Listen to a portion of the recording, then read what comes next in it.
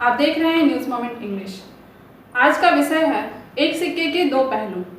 School को सीखने का पवित्र स्थान कहा जाता है, जहां छात्रों के साथ समान व्यवहार किया जाता है।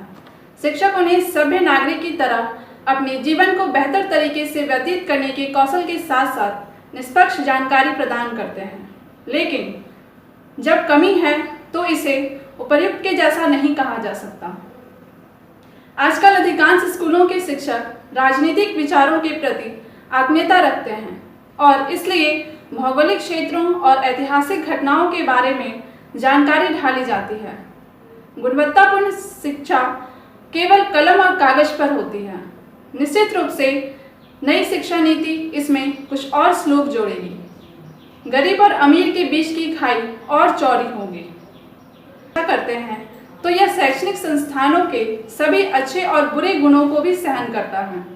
यह सभी जानते हैं कि एक सिक्के के दो पहलू होते हैं और यह स्कूल कुछ प्रतिभाशाली छात्रों के बावजूद असाधारण नहीं हो सकता है, जिन्होंने अपने सिर को असीमित ऊंचाइयों तक पहुंचाया है। निश्चित रूप से नई शिक्षा नीति में कुछ और श्लोक जोड़ेंगी शामिल हैं। गरीब और अमीर के बीच की खाई और चौड़ी होगी। लोगों को यह याद रखना चाहिए कि जब एक ठेका मजदूर अपने बच्चों के प्रवेश के लिए आग्रह करता है, वह निश्चित रूप से शिक्षा के प्रति किसी भी अन्य अमीर लोगों या शिक्षा अधिकारी की तुलना में अधिक वातानुकूलित कार्यालय में बैठे हैं। यह अनुमान नहीं लगाया जा सकता है कि प्रवेश में देरी के लिए उसे कैसे दोषी ठहराया जा सकता है। आर्थिक बाधाओं सहित कुछ मजबूरियां होती हैं। इस संदर्भ में यह उल्लेख किया जाना चाहिए कि कोई भी प्रतिभाशाली महिला यह इंगित नहीं करती है कि शिक्षा के लिए अधिक सुविधाओं की आवश्यकता नहीं है। उसकी प्रतिभा को सलाम किया जाना चाहिए, लेकिन किसी को भी प्रतिभाशाली छात्रों के उदाहरणों का हवाला देते हुए दूसरों की शिक्षा के अधिकार को कुचलने का कोई अधिकार नहीं है। क्या यह शिक्षा के दृष्टिकोण पहुंच को सीमित करने का प्रयास नहीं है?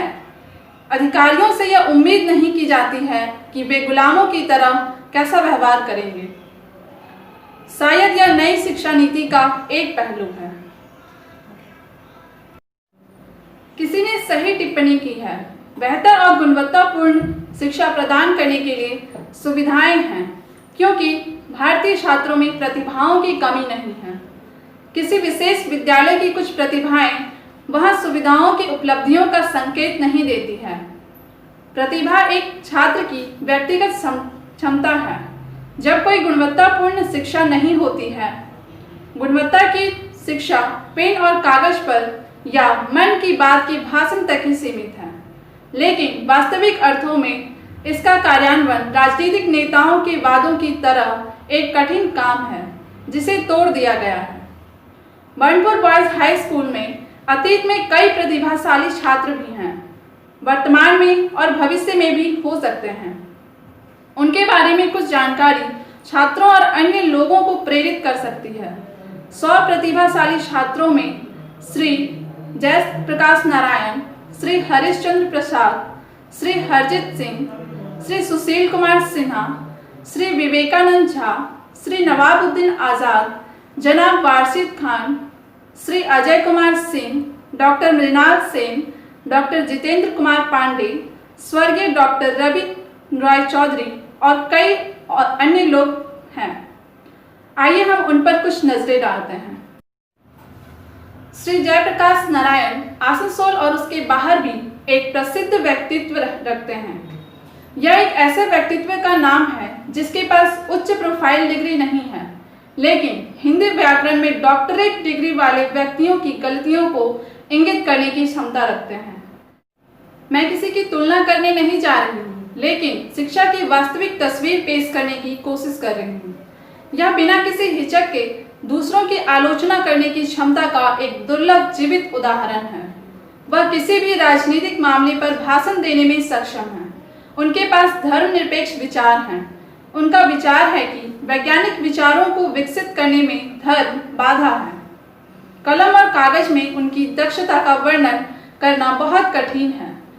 वह छात्रियों के विद्यालय और रामबन आदर्श विद्यालय के सचिव थे। श्री हरिश्चंद्र प्रसाद भी इसी विद्यालय के छात्र हैं। वे शायद 1987 में बंगाल चाय बोर्ड के अध्यक्ष बने। वह यूपी में आजमगढ़ के इंदारा रेलवे स्टेशन के पास एक पैतृक गांव के हैं।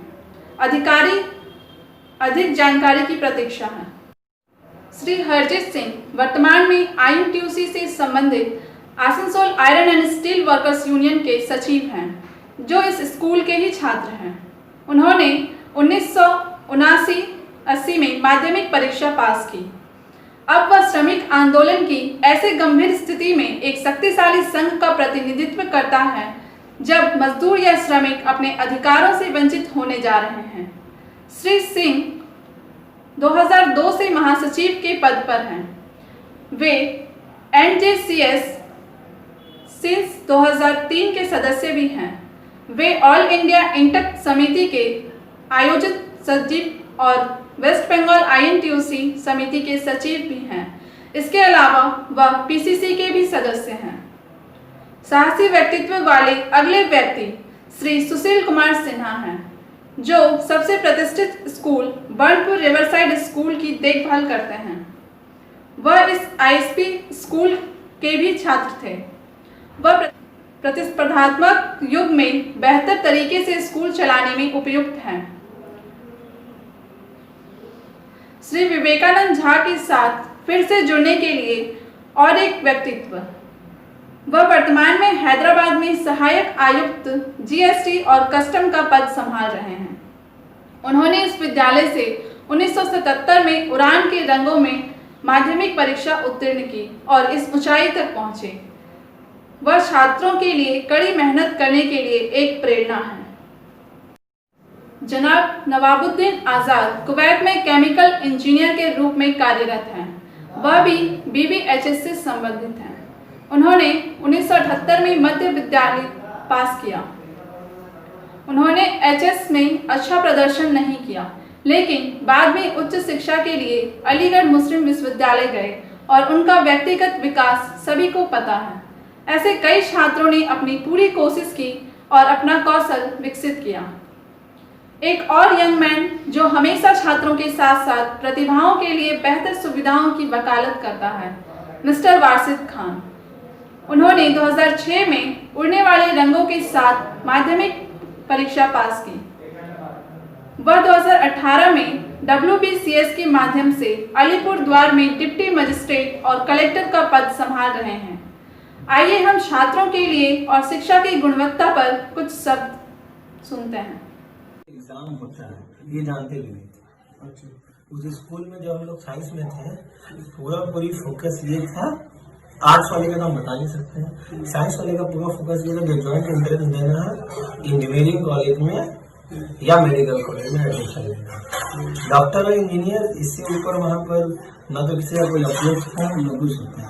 अगर हमको अभी बोला जाए तो हम बोलेंगे अभी 10 का एग्जाम होने के बाद 10 में जितने भी लोग सिलेक्ट होते हैं उन सब को लेके स्कूल को एक प्रोग्राम करना चाहिए। जैसे कि 10 में रिजल्ट जिस दिन होगा ना, हमारे रिजल्ट हुआ कल, वीडियो करने लीजिए हो रहा। अच्छा, आज रिजल्ट मान लीजिए बांटना है, तो मान लीजिए 400-500 लोग हम लोग के टाइम में 10 पास करते थे। इन सबको एक बड़े से हॉल में बुला 5-6 तो कैरियर एक्सपर्ट्स को लेके एक कैरियर काउंसलिंग प्रोग्राम करना चाहिए स्कूल को या इंस्टीट्यूशन को, जहाँ पर सब स्टूडेंट्स को बताया जाए कि मतलब इंजीनियरिंग मेडिकल के अलावा भी क्या क्या स्कोप है। हमको ये चीज WBCS एग्जाम होता है, ऐसे होता है, वैसे होता है, इस सब चीज की जानकारी हुई दिल्ली जाने के बाद। इंजीनियरिंग कंप्लीट कर चुके थे, 1 साल कलकत्ता में रहे, वहाँ से ज़कात फाउंडेशन ऑफ इंडिया की स्कॉलरशिप पर दिल्ली है IAS की तैयारी की। तब जाकर हमको पता चला कि अरे जो दुनिया का सबसे बड़ा पोस्ट है administrative post like IAS, WBCS, ये सभी बन सकते थे। वरना हम लोग के टाइम में कोर ऑब्जेक्टिव यही था कि इसको अच्छा कॉलेज इंजीनियरिंग मिल गया, उसके करियर सक्सेसफुल हो गया। आज भी मेरे जितने भी बैचमेट्स हैं उनमें से पढ़ने में बहुत अच्छे थे सब इंजीनियर है, प्राइवेट जॉब कर रहे हैं। जैसे मेरा बेस्ट फ्रेंड जो राजकुमार है, जो स्कूल का टॉपर था, वो भी रेलवे में गुड्स गार्ड है। इसके अलावा आपको ले लीजिए जो था टॉपर था मेरे अलावा, वो बेल्जियम में इंजीनियर है। एक मेरा दोस्त है चंदन चौधरी, वो ऑरेकल में इंजीनियर है। पर अभी लोगों को रियलाइज होता है डाउन द लाइन की जैसा मेरे पास टैलेंट था, अगर अवेयरनेस होती तो बहुत बेहतर हो सकता था। आपके हिसाब से टीचर में अवेयरनेस की कमी है? उस जमाने में तो थी।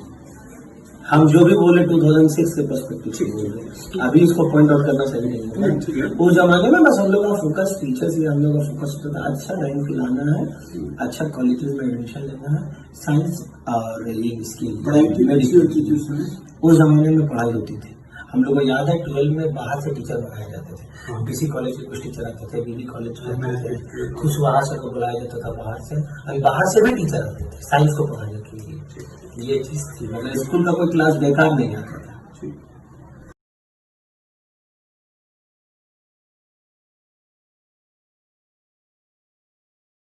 कि अगर स्कूल कोई छोटा बड़ा नहीं होता है, कोई सीबीएसई कोई स्टेट बोर्ड नहीं है।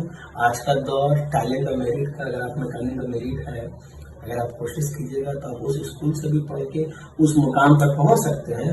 यहाँ पर बड़े बड़े स्कूल से लोग पढ़कर नहीं पहुंच पा रहे, और इसका सबसे बड़ा एग्जाम्पल हम खुद हैं। बानपुर बॉयज से 10-12 पास करके इंजीनियरिंग कॉलेज से करके I am one of the most reputed position of the country और स्टेट का बोल सकते हैं। बानपुर बॉयज हाई स्कूल के श्री सत्यनारायण कुशवाहा HOI ने बताया कि doctor Mrinal Sen, doctor Jitendra Tiwari, doctor दिवंगत रवि राय चौधरी भी इसी स्कूल से हैं।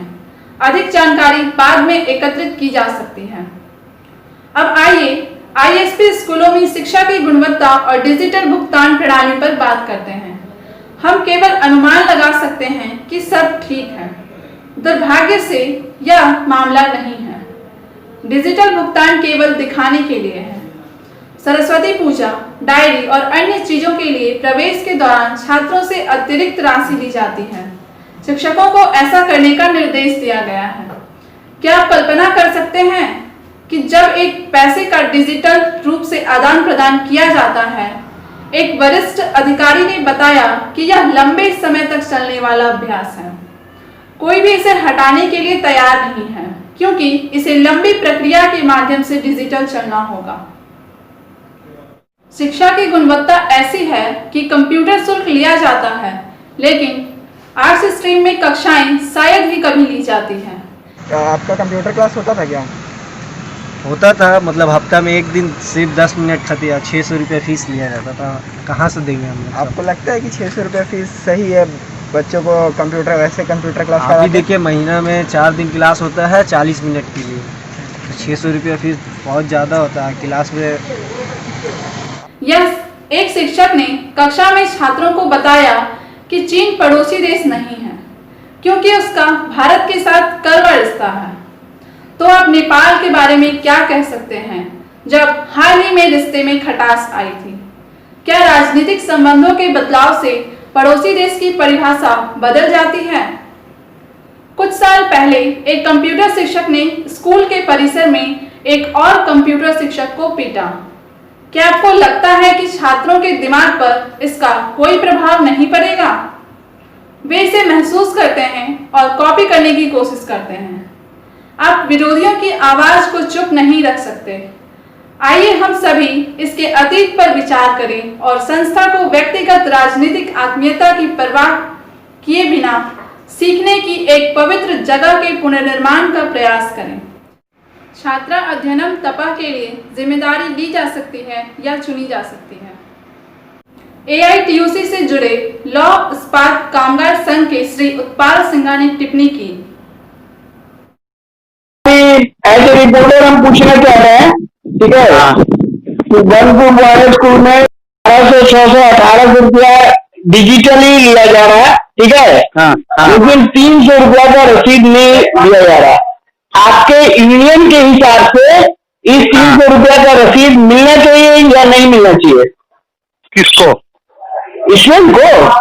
हाँ, तो 300 रुपया हम तो बोला क्या? हम तो बोला जे इसको जो आप लेता है उसको पूरा आपको तो रिसीट देना चाहिए।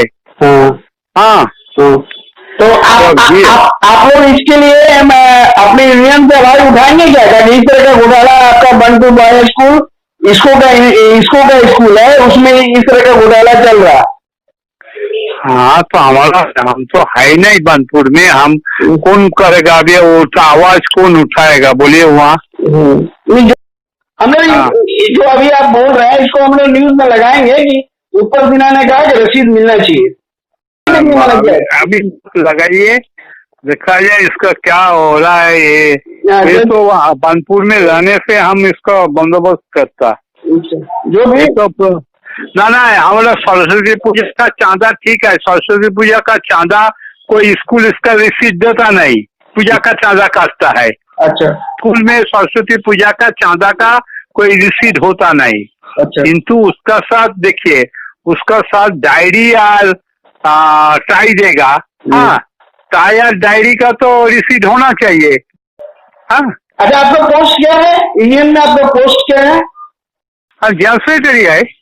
आपका यूनियन का नाम क्या है? United iron steel workers union. ठीक है, थैंक यू।